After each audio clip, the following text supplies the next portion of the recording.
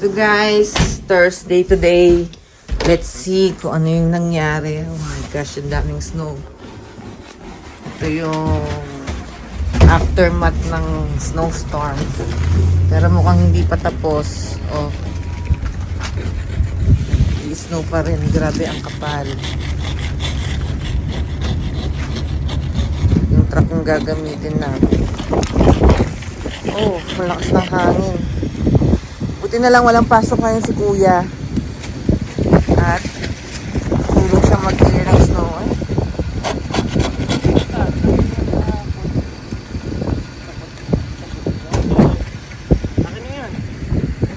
Ang kapal, oh. Nag-plow pa. Plow pala, hindi blow. Tignan nyo. Ito yung snow na galing sa kalsada. Tignan nyo kung gaano ka kakapal. Ano ba, mako-compare.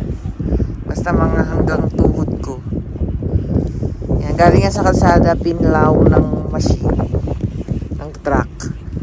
So yan, yan. So hindi kami makakalabas kapag hindi yan clear. So yan, na-clear na ni Kuya yung sangwan. Dadaanan ng truck. Truck yung gagamitin namin ngayon kasi nga ang lakas ng snow eh. Baka mamaya marami na namang snow, mahirap pumasok dito.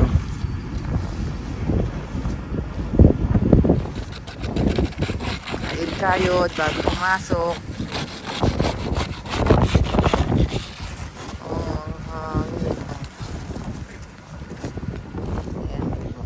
Sa jacket ko. Patipad ng hangin.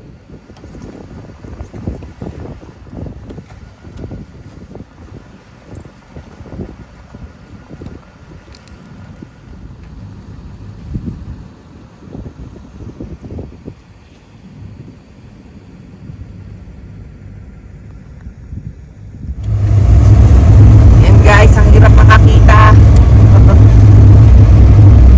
Lang ulit namin ito nagamit. Truck. Hirap mag-drive. Kailangan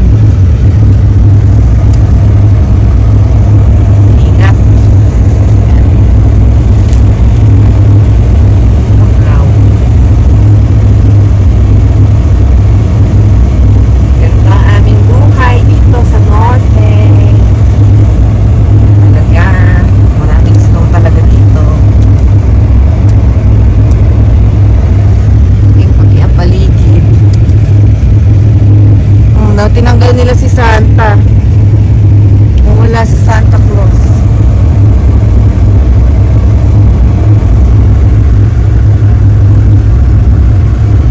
Ay, buti na sa side niya. Ito yun. Ito sa akin. Grabe magdamag nag-snow. Walang tigil.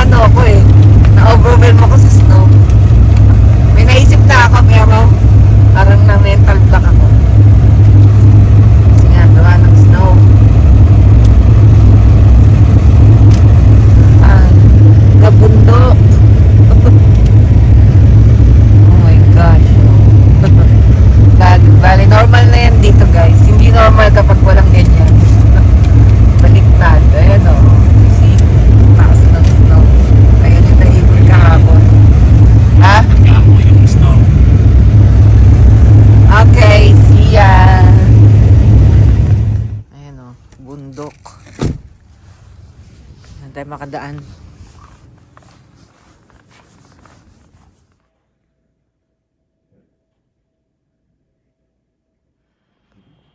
Yes. Also does.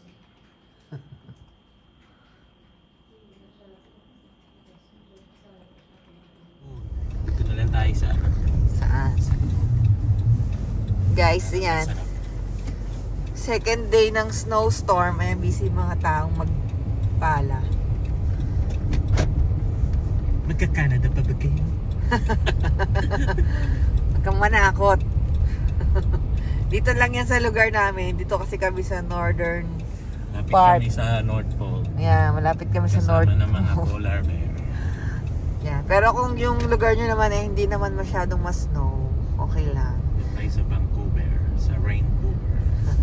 Oo, doon sa Vancouver maulan. Pag summer, maulan tsaka mainit. Yun. Tapos Heat wave. heat wave. Tapos ang mahirap doon pag nag-snow, slushy. Tapos mas madulas. Dito kasi dry yung snow. Kaya marami pero dry. Hindi mahirap. Mahirap lang magpala pero hindi mahirap maglakad.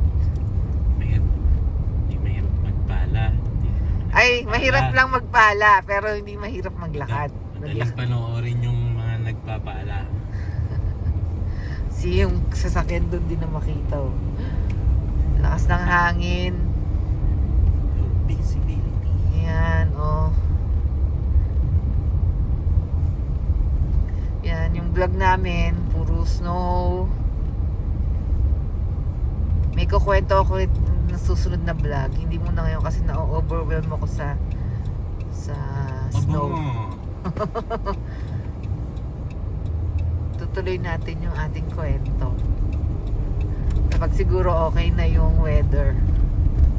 Gusto ko lang ipakita dito sa vlog yung aming lugar kapag nag-snowstorm. Yan. Ganyan talaga ang buhay namin dito sa norte. Pero gustong gusto to ng mga Canadian. Yung iba. Yung talagang real Canadian.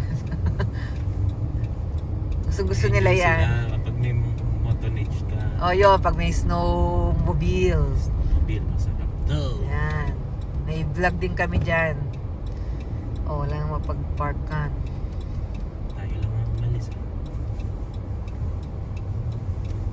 Ayan pa rin yung bundok ng snow. Oh, bangga. Magkain ka? Okay, see ya.